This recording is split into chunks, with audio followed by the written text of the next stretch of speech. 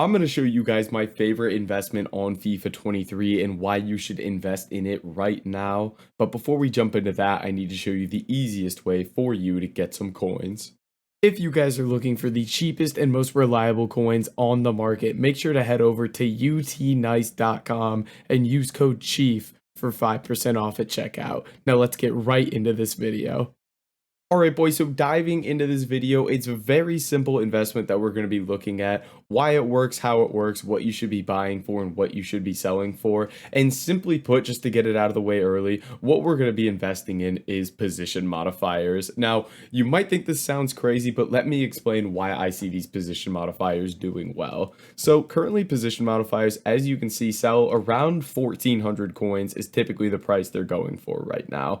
Now, why do I see these cards going up is very, very simple. Because with the content that's going to be coming this week, I see a lot of demand for position modifiers and I don't really see all that much supply. So what is coming? In the SBC section this week, there's two main things we're expecting. One is going to be Champions League marquee matchups on Tuesday or tomorrow. And then number two is going to be normal marquee matchups, which will be on Thursday. So with both of those, there's going to be demand for position modifiers because with this new chemistry system, what you have is any position that has or a formation that has a bunch of center mid spots. If people want to use CDMs, they need position modifiers because you have to have the exact position in of the card in that formation. So I see a lot of position modifier demand because of that. And lastly, what we're expecting is just a lot of people building teams because what we have is we have the first full week of rivals rewards leading into the first week of weekend league. If you don't know, the first weekend of weekend league is this coming weekend.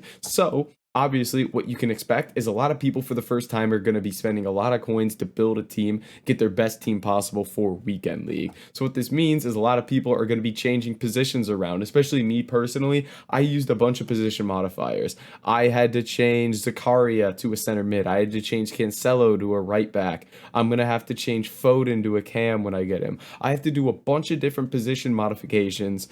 Sterling wants to watch. I'm probably gonna have to change him to a right wing when I get him. There's a bunch of different modifications I'm gonna have to do to build the squad I want. So that's even more demand I see coming. Now, I don't see any supply for these position modifiers because the SBCs we're getting, the two sets of marquee matchups, we pretty much always only get player packs in those. We get like Electrum packs, we get mixed players packs. We don't ever get like 15k packs or anything. So I'm not expecting position modifier supply there.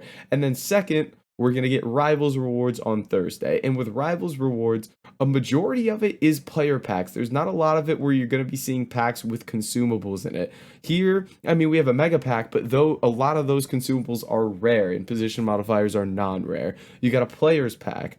And then the second thing is a lot of people choose untradeable rewards at this point in the year because they want the most packs. So we're really not going to get a whole lot of supply of those position modifiers. So simply put, I see a lot of demand with UCL marquee matchups, and weekend league, and I don't see much supply with the packs that are coming. So what we can do is we can basically just pick these position modifiers up. I typically just do on bid at the moment, just try to get them for whatever I can. For me, I'd probably just sit here and try to bid like 1,400 on all these. So I would just sit here and mass bid 1,400 a piece over and over and just store these in my club. The nice thing about position modifiers and consumables in general is you don't have to put these on your transfer list because you can just store as many as you want right in your club, which makes them great for investing.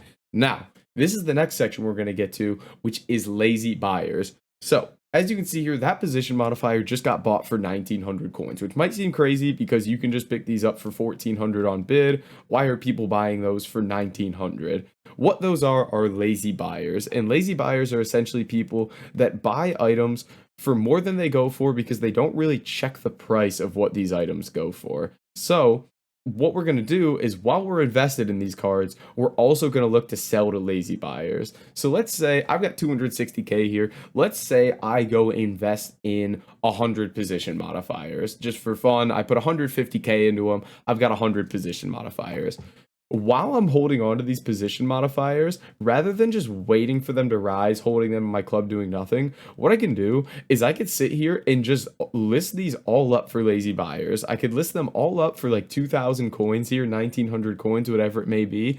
And a lot of these are gonna sell. So while you're invested in a card, you can also list it up for lazy buyers and potentially make some really, really good coins off of it. So if we take a look, you can see these both got bought for 1,900, and I tagged these in the transfer targets because you'll be able to see another one there bought for 1,900. So when you're listing these when you're investing in these cards, you can also list them up for lazy buyers, and boom, another one bought for 2K. A lot of these will get purchased for just super high prices by lazy buyers. So for me personally, I'm invested in this card for 1,400, but I might as well right now list it up for 2K and see if I can get some coins out of it. I just realized I said absolutely nothing about when to buy and sell. Buy the cards as soon as possible right now. We're going to look to sell Thursday, or you can even sell early in the day on Friday. I'll likely be looking to sell Thursday on top of just listing these cards for lazy buyers. So there it is for you.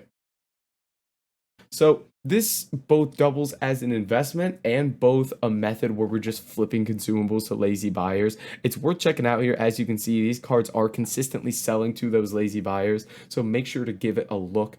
But guys, that is going to be it for this video. If you did enjoy it, make sure to like, comment, and subscribe, and I'll catch you in the next video.